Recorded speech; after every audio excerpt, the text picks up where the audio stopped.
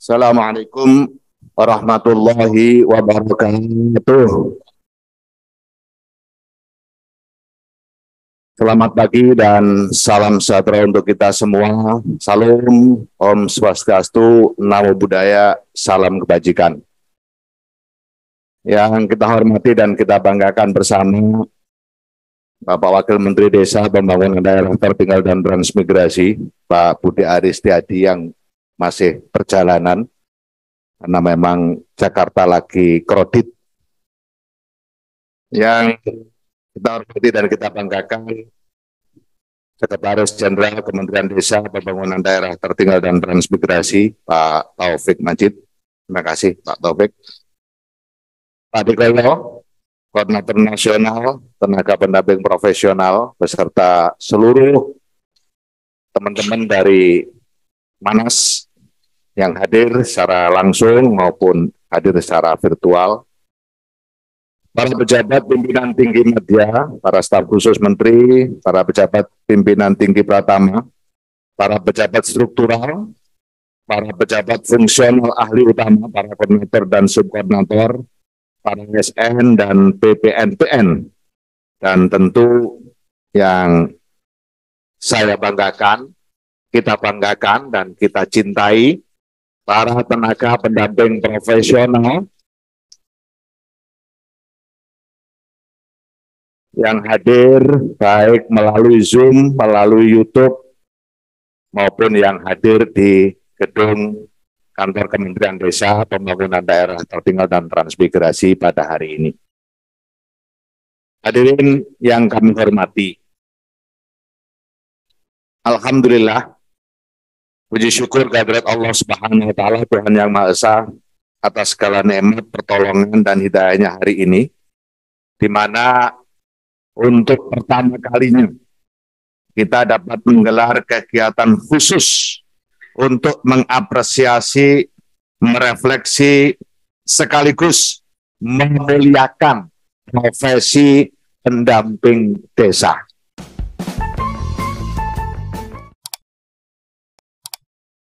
Pola forumnya pun berbeda.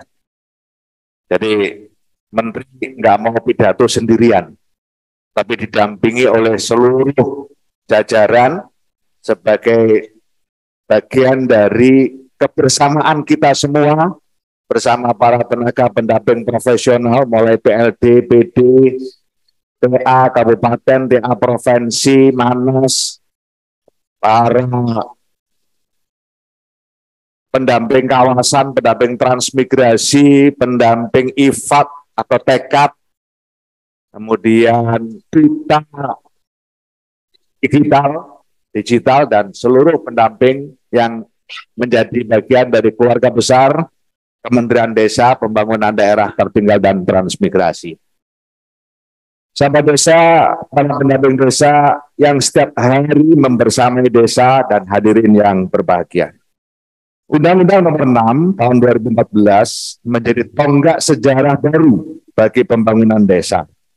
Undang-Undang Desa menjanjikan kemuliaan bukan hanya bagi desa, tapi tentu juga bagi warga desa. Undang-undang hendak mengajak warga desa bergerak bersama-sama pada status hidup yang lebih berkualitas, yang sejahtera, kehidupan bersama yang adil tanpa kesenjangan, serta kehidupan yang memiliki ketahanan sosial budaya. Tidak sekedar janji, karenanya ini bukanlah mimpi di siang bolong, bukan retorika yang tidak membumi, karena semestinya kebijakan ini sudah lama diberikan negara kepada desa. Maka demi memastikan terwujudnya janji dan harapan desa-desa di masa depan, pemerintah telah menyalurkan sebagian dari APBN langsung ke desa berupa dana desa. Sejak tahun pertama implementasi Undang-Undang Desa hingga tahun 2021, pemerintah telah menyalurkan dana desa langsung ke rekening kas desa sebesar 400,1 triliun. Selama 7 tahun tersebut, dana desa selalu mengalami peningkatan. Hanya pada tahun 2022 inilah sedikit mengalami penurunan karena pandemi COVID-19. Dalam struktur APBDes, dana desa mengisi rata-rata 58% sehingga menjadi pasokan pendanaan terbesar bagi desa. Persis sebelum dana desa disalurkan pada tahun 2014, APBDes seluruh Indonesia mencapai 24 triliun atau rata-rata APBDes per desa sebesar 329 juta. Pada saat dana desa mulai disalurkan pada tahun 2015, APBDes melonjak menjadi 52 triliun atau rata-rata berlipat menjadi 701 juta per desa. Dan kini dana desa APBDes menjadi 118 triliun pada tahun 2022 atau rata-rata 1,6 miliar per desa. Ada kelipatan APBDes hingga 492% antara sebelum dan sesudah dana desa tersalur antara tahun 2014 hingga tahun 2022. Instrumen yang bisa digunakan untuk mencapai mimpi-mimpi desa, memanjat kebangkitan desa, mendeklarkan kemandirian desa. Sahabat desa, pendamping desa, hadirin yang berbahagia. Demi memastikan setiap sumber daya yang dimiliki desa dimanfaatkan untuk kepentingan warga, untuk kebutuhan masyarakat desa, dengan berdasar prakarsa, berdasar hak asal-usul, serta hak tradisional, maka pemanfaatan dana desa diatur, direncanakan, dilaksanakan sendiri oleh pemerintah desa bersama-sama dengan warga desa. Singkatnya, pengembangan kemandirian dan kesejahteraan warga ditempuh dengan jalan peningkatan pengetahuan, sikap, keterampilan, perilaku, kemampuan, kesadaran, serta pemanfaatan sumber daya melalui kebijakan, program, kegiatan, dan pendampingan yang sesuai dengan esensi masalah. Itulah esensi pemberdayaan masyarakat desa sebagai pilar utama pembangunan desa. Undang-undang desa memberikan jalan yang tegas agar pemberdayaan masyarakat desa dijalankan dengan metode pendampingan. Kegiatan pendampingan ini sudah pasti untuk memastikan perencanaan, pelaksanaan, serta pemantauan pembangunan desa bergerak pada jalan kebangkitan dan kemandirian desa sesuai potensi desa, berdasar kearifan lokal desa, dan tentu berdasarkan kebutuhan warga desa. Itulah relevansi kehadiran tenaga pendamping profesional yang saat ini kita kenal dengan sebutan pendamping desa. Penting dicatat bahwa pendamping desa bukan saja bertugas mendampingi pemanfaatan dana desa, karena kehadirannya seutuhnya untuk membersamai dalam keseluruhan perencanaan, pelaksanaan, hingga monitoring pembangunan desa. Bahkan dapat saya katakan, pendamping desa bukan sekedar melakukan pendampingan dan dalam perencanaan dan pelaksanaan bangunan desa yang tercermin dalam APBDes, tapi keseluruhan gerak langkah desa dalam menjaga dan melestarikan keberagamannya, kontribusi desa dalam mewujudkan keadilan bagi seluruh rakyat, melestarikan dan memajukan adat, tradisi, dan budaya masyarakat desa, mendorong prakarsa, gerakan, dan partisipasi masyarakat dalam mengembangkan potensi dan aset desa untuk kesejahteraan bersama, serta pendampingan untuk terwujudnya pemerintahan desa yang profesional, efisien, dan efektif, terbuka, serta bertanggung jawab. Singkatnya, pendamping desa berkhidmat untuk pembangunan desa sekaligus pemberdayaan masyarakat desa. Pendamping desa bertanggung jawab menggerakkan warga desa, mendampingi pemerintah desa dalam mencapai 18 tujuan SDGs desa, dari desa tanpa kemiskinan hingga tujuan ke-18, kelembagaan desa dinamis dan budaya desa adaptif. Pendamping desa urat nadi dana desa. Pendamping desa adalah urat syaraf APB desa. Pendamping desa adalah otot pembangunan dan pemberdayaan masyarakat desa. Sahabat desa, pendamping desa, hadirin yang berbahagia. Demi menjalankan amanat Undang-Undang Desa, berikut peraturan pelaksanaannya. Kementerian Desa, Pembangunan Daerah Tertinggal dan Transmigrasi yang baru dilahirkan melalui Peraturan Presiden Nomor 12 Tahun 2015, sembari menata struktur organisasi dan tata kelola kelembagaan, menempatkan pegawai sesuai dengan kompetensinya. Pada tahun yang sama dengan kelahirannya, Kementerian Desa, Pembangunan Daerah Tertinggal dan Transmigrasi langsung melakukan rekrutmen tenaga pendamping profesional atau pendamping desa. Tidak hanya merekrut, melalui pendamping desa, Kementerian Desa, Pembangunan Daerah Tertinggal dan Transmigrasi hendak memastikan bahwa pembangunan dan pemberdayaan masyarakat desa berjalan di atas rel kebangkitan dan kemandirian desa. Untuk memastikan ujung tombak pembangunan dan peran masyarakat desa ini memiliki kapasitas serta kompetensi yang dibutuhkan desa dan warga desa, Kementerian Desa, Pembangunan Daerah Tertinggal dan Transmigrasi menggelar kegiatan-kegiatan pelatihan peningkatan kapasitas untuk pendamping desa. Pada bulan Oktober 2016, untuk pertama kalinya, kegiatan peningkatan kapasitas pendamping desa dilaksanakan secara serentak di 8 region dari Medan, Batam, Jakarta, Surabaya, Denpasar, Makassar, Manado, hingga Jayapura. Kegiatan yang diselenggarakan dari tanggal 28 September sampai tanggal 7 Oktober tahun 2016 tersebut menjadi penanda pergerakan besar-besaran pendamping desa untuk bertugas ke desa-desa seantero Nusantara yang saat itu jumlahnya mencapai 74.754 desa. Tanggal 7 Oktober menjadi hari pertama kehadiran pendamping desa di desa-desa. Sejak saat itu pula, desa-desa memiliki harapan yang lebih besar dalam meraih mimpi indah tentang keindahan desa di masa depan. Tanggal 7 Oktober menumbuhkan optimisme desa atas rekognisi desa. Tanggal 7 Oktober menjadi tanggal penting dalam banyak etape kelahiran pendamping desa. Sahabat desa, pendamping desa, hadirin yang berbahagia. Berbagai kemajuan desa, capaian pembangunan desa tidak lepas dari peran para pendamping desa yang selalu siap 24 jam mengabdi untuk desa dan warga desa. Termasuk capaian Indeks Desa Membangun. Ketika tahun pertama pendamping desa mulai bertugas pada tahun 2015, jumlah desa berstatus mandiri hanya sebanyak 174 desa. Sedangkan pada tahun 2022 ini jumlah meningkat menjadi 6.238 desa mandiri. Desa maju 2015 baru berjumlah 3.608. 2002 ini menjadi 20.249 desa.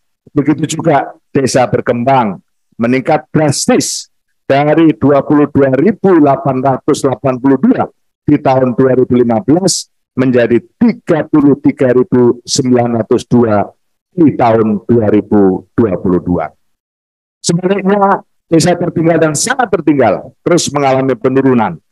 Sebanyak 33.592 desa tertinggal dan 13.453 desa sangat tertinggal pada tahun 2015, kini tinggal 9.584 desa tertinggal dan 4.982 desa sangat tertinggal.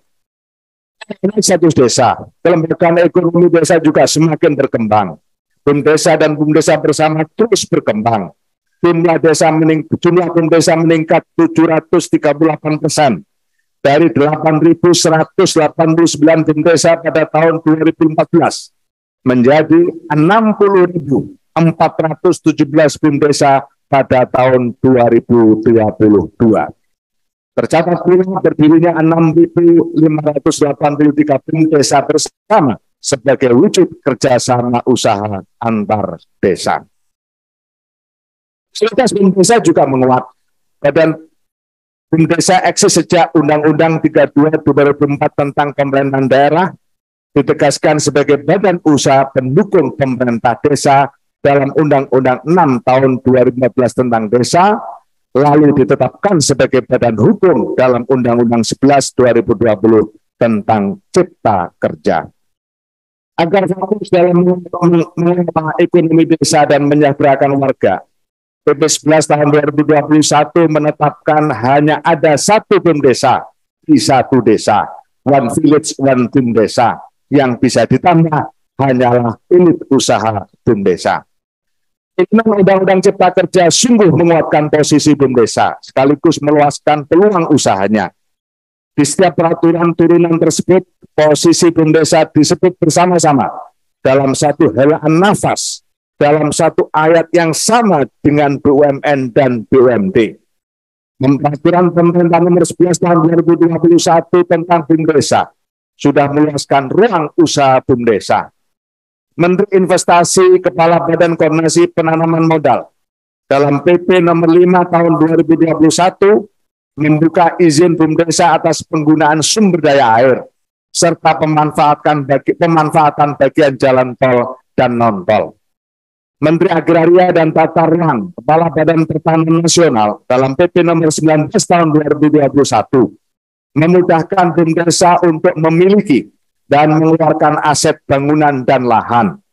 Menteri Lingkungan Hidup dan Kehutanan melalui PP nomor 33 tahun 2021 meluaskan usaha BUM desa untuk penggunaan kawasan hutan, usaha pengolahan hasil hutan, serta pengolahan kayu bulat skala kecil. Menteri Perdagangan melalui PP nomor 29 tahun 2021 membuka usaha BUM desa untuk pengelolaan pasar rakyat. Menteri Perhubungan dalam PP nomor 30 tahun 2021 membuka kerjasama BUM desa untuk uji tipe kendaraan bermotor serta penyelenggaraan terminal di lapangan. BUM desa juga berkembang dalam bidang wisata, mengekspor hasil desa, mengelola dana bergulir masyarakat. Karena itulah pendamping harus aktif mendampingi perkembangan BUM desa dan BUM desa bersama di wilayahnya. Unit usaha BUM desa menjadi sumber mata pencaharian penting bagi warga desa dan sumber kemandirian fiskal pemerintah desa. Mendamping desa di daerah tertinggal harus meningkatkan status perkembangan desa hingga nihil desa tertinggal dan sangat tertinggal. Pengentasan desa tertinggal dan sangat tertinggal menyumbang 65% pengentasan daerah tertinggal. Pendamping desa di kawasan transmigrasi harus memberdayakan warga di satuan pemukiman hingga piawai mendukung pengelolaan kawasan transmigrasi. Mendamping desa di kawasan pedesaan harus memahami substansi kerjasama antar desa demi menguatkan ekonomi, sosial, dan politik desa-desa dalam satu kawasan. Mendamping desa yang masuk dalam berbagai kegiatan khusus seperti di wilayah tekad di Papua, Papua Barat, Maluku, dan Nusa Tenggara Timur. Para duta digital, para kader digital harus tampil dalam menjalankan pendampingan khusus sesuai muatan pokok kegiatan. Kementerian Desa, Pembangunan Daerah Tertinggal dan Transmigrasi telah mencatat banyak contoh baik dari pendamping desa. Banyak pendamping desa inovatif yang turut membesarkan BUM desa wisata. Ada pendamping yang mengkonsolidasi aparat dinas pertanian, pengusaha hortikultura, serta menggerakkan kaum muda desa sehingga desa menghasilkan tanaman, ikan, ayam, dan telur sendiri. Ada juga pendamping yang menggerakkan teknologi informasi, perdagangan elektronik, bahkan menyusun NFT desa wisata. Sahabat desa, pendamping desa, hadirin yang berbahagia. Dari sini kita dapat membaca urgensi dan relevansi pendamping desa dalam pembangunan dan pemberdayaan masyarakat desa. Tidak hanya urgensi dan relevansi, pendamping desa telah mencatatkan prestasi dan menunjukkan bukti. Tentu semua itu harus terbaca seluruh desa dan warga desa di Nusantara ini. Maka ketika membangun desa, sejatinya adalah membangun Indonesia dari pinggiran. Ketika pembangunan desa menentukan 84% pencapaian tujuan pembangunan berkelanjutan, maka sesungguhnya adalah pendamping desa merupakan pemeran utama pencapaian tujuan pembangunan nasional. Pendamping desa lah penggerak dari pinggiran menuju Indonesia maju. Dan dari tanggal 7 Oktober lah, pendamping desa secara serentak dan masif memulai langkah besar menuju Indonesia maju, mulai dari pinggiran Indonesia, mulai dari desa. Karena itulah untuk mengabadikan peran pendamping desa, menghormati profesi pendamping desa, mencatatkan kontribusi pendamping desa untuk Indonesia dengan mengucap Bismillahirrahmanirrahim. Saya, Abdul Halim Iskandar, Menteri Desa, Pembangunan Daerah Tertinggal dan Transmigrasi Republik Indonesia, menyatakan dan menetapkan tanggal 7 Oktober sebagai Hari Bakti Pendamping Desa.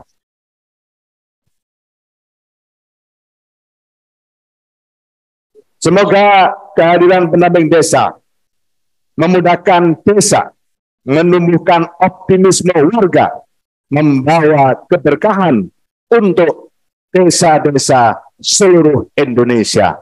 Al-Fatihah.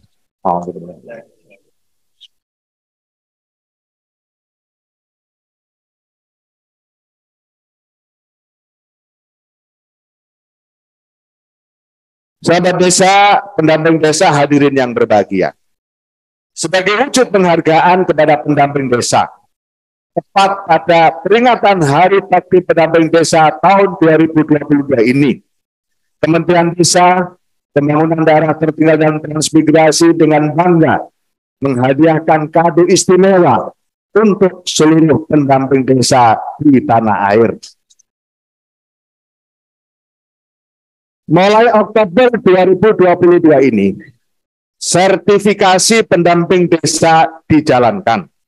Lembaga sertifikasi profesi di Kementerian Desa, Pembangunan Daerah Tertinggal dan Transmigrasi menyediakan layanan untuk sertifikasi pendamping lokal desa secara gratis. Sertifikasi pendamping lokal desa yang dikelola melalui LSP KDP DTT, panjang banget singkatannya karena tidak boleh dikurangi. Ini menunjukkan bukti kepada pihak luar terkait dengan keandalan pendamping desa. Tahun ini kita perkirakan dan diharapkan akan bisa mencapai 4.444 PLD yang bisa disertifikasi. Data aslinya 4.420, tapi saya tambahi supaya sama dengan bacaan sholawat nariyah, 4.444. Tahun ini, sahabat pendamping desa yang saya banggakan, ketika tenaga honorer pada kementerian atau lembaga dan pemerintah daerah didata oleh Kementerian Pan-RB untuk kepentingan pemetaan ASN, tenaga pendamping profesional memang masih lepas dari kegiatan pendataan. Tapi kabar baiknya, kontrak PPP tidak akan terpengaruh oleh kebijakan penghapusan tenaga non-ASN di lingkungan kementerian atau lembaga dan pemerintah daerah pada tahun 2023. Sebagai kado Hari Bakti Pendamping Desa, saya sebagai Menteri Desa juga telah berkirim surat kepada Menteri Pendayagunaan Aparatur Sipil Negara dan Reformasi Birokrasi demi meningkatkan efektivitas kerja-kerja pendamping di desa dengan mempertimbangkan tugas dan fungsi pendamping desa. Saya telah meminta Menpan RB untuk memberikan kesempatan yang sama kepada TPP, memberikan kesempatan dan penghargaan yang adil kepada TPP, meningkatkan status TPP sebagai aparatur sipil negara dengan status pegawai pemerintah dengan perjanjian kerja. Langkah ini akan memastikan TPP tetap bersama-sama Kementerian Desa, Pembangunan Daerah Tertinggal dan Transmigrasi dalam gerak langkah pembangunan dan pemberdayaan masyarakat desa. Semoga tahun depan segera dimulai pendataan dan pemetaan TPP untuk menjadi bagian dari ASN sebagai pegawai pemerintah dengan perjanjian kerja. Sahabat desa, pendamping desa, hadirin yang berbahagia. Momentum ini tentu tidak boleh hanya menjadi seremoni belaka. Peringatan Hari Bakti Pendamping Desa harus menjadi momentum refleksi bagi kita semua untuk mewujudkan cita-cita Undang-Undang Desa. Karena itulah peningkatan kapasitas untuk peningkatan kinerja pendamping desa harus terus dilakukan dan akan terus dilakukan oleh Kementerian Desa, Pembangunan Daerah Tertinggal dan Transmigrasi. Selain menggelar pelatihan untuk peningkatan kinerja, Kementerian Desa juga terus mendorong terjadinya peningkatan kapasitas pendamping desa secara mandiri. Untuk dapat memetakan kapasitas pendamping desa sekaligus mengukur kinerja TPP, Kementerian Desa, Pembangunan Daerah Tertinggal dan Transmigrasi menggunakan aplikasi Daily Report Pendamping atau sering disebut dengan DRP. Maka pada kesempatan yang berbahagia ini, saya minta para pendamping untuk melaporkan seluruh aktivitas pendampingan yang dikerjakan setiap hari melalui DRP. Pelaporan yang lengkap, deskripsi kegiatan yang lengkap, termasuk menyertakan foto dan dokumen hasil kegiatan. DRP juga saya harapkan digunakan sebagai media komunikasi antara tenaga pendamping profesional dengan Kementerian Desa. Sejak hari ini saya minta berbagai diskusi antara tenaga pendamping profesional dengan kementerian melalui jalur DRP. Konsekuensinya, kementerian harus menyiapkan tenaga untuk setiap hari membuka, membaca, mendalami dinamika yang ada di DRP, dan kemudian memberikan respon atas berbagai permasalahan, pertanyaan, maupun laporan melalui DRP. Bagi pendamping desa yang berstatus sebagai mentor, jangan lupa memberikan penilaian kualitatif terhadap mentinya setiap bulan. Sebagai bagian dari komponen penilaian kinerja pendamping desa, jangan sampai lalai dalam memantau dan melaporkan melalui aplikasi Monef Dana Desa penyaluran berikut pemanfaatan dana desa.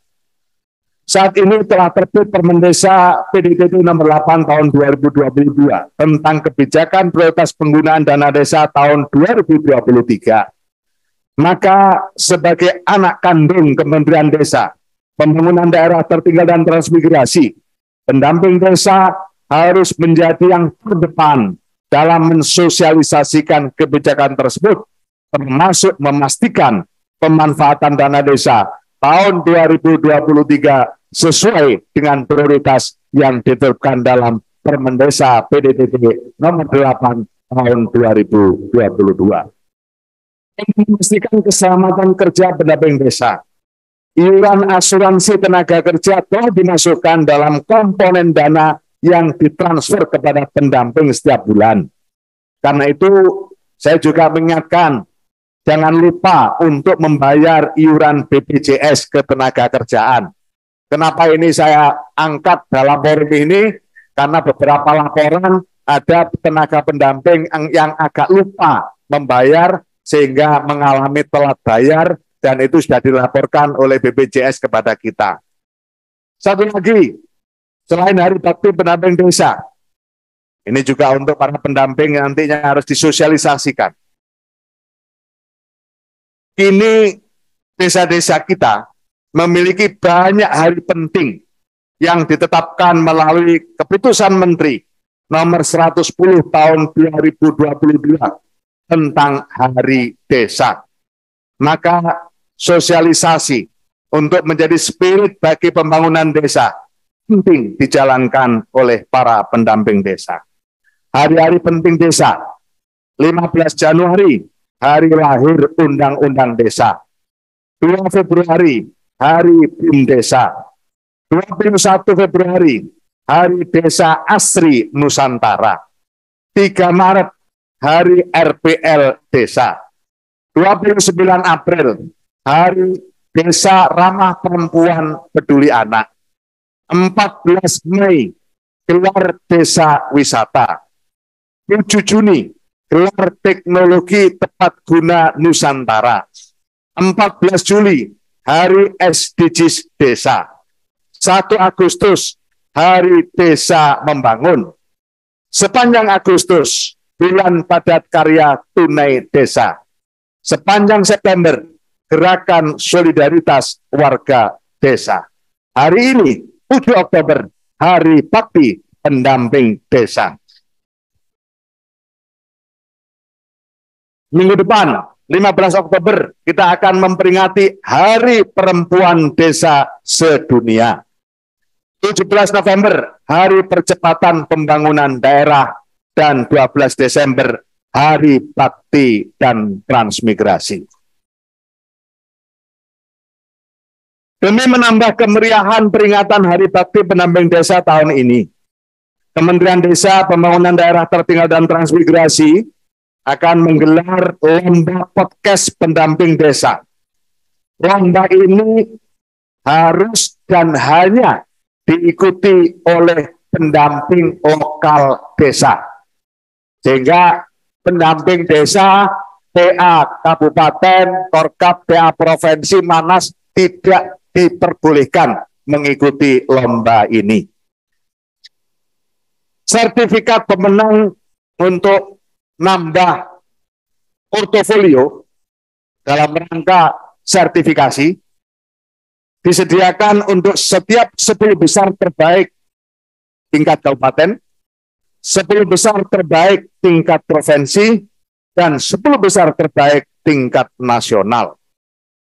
10 besar pemenang tingkat nasional akan menerima penghargaan langsung di Jakarta pada tanggal 2 Desember 2022.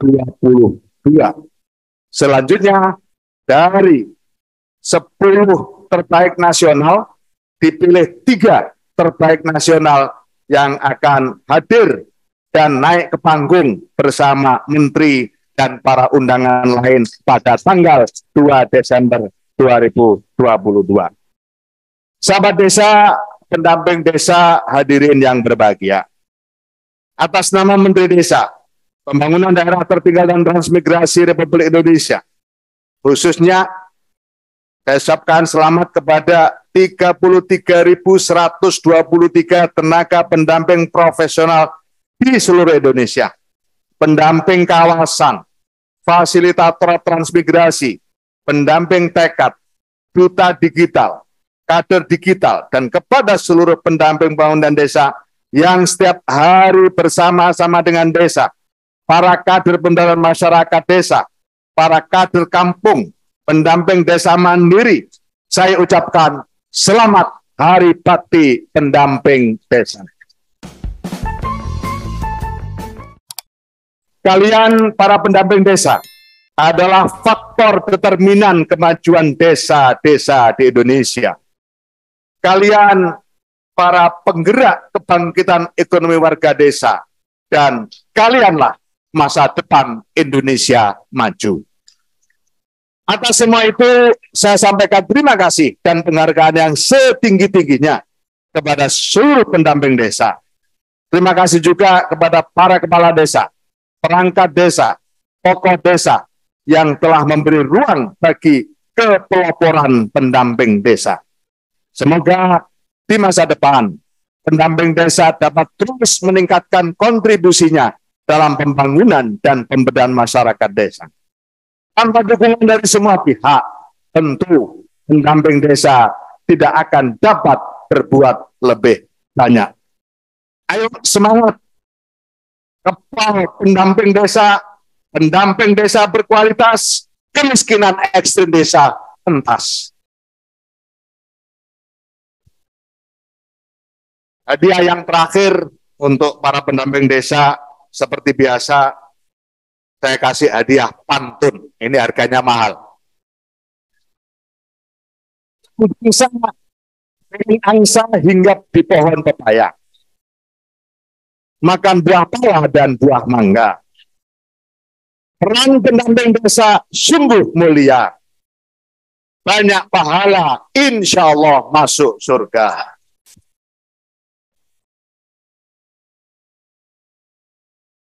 Ambil tangga, petik buah markisa. Di kampung Melayu ada kebunnya. Saya bangga dengan para pendamping desa. I love you full untuk semuanya.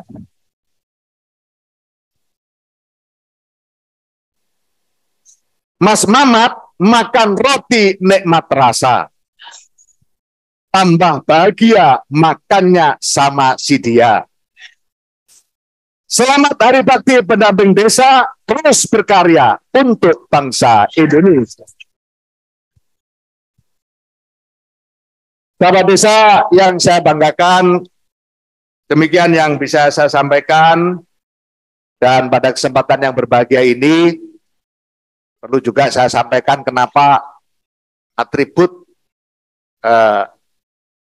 peringatan Hari Pendamping Desa kita pakai kaos hitam, bukan putih, bukan merah, bukan hijau, tapi hitam. Ini semata-mata karena memang hari ini kita masih terus berduka atas tragedi Kanjuruhan Malang.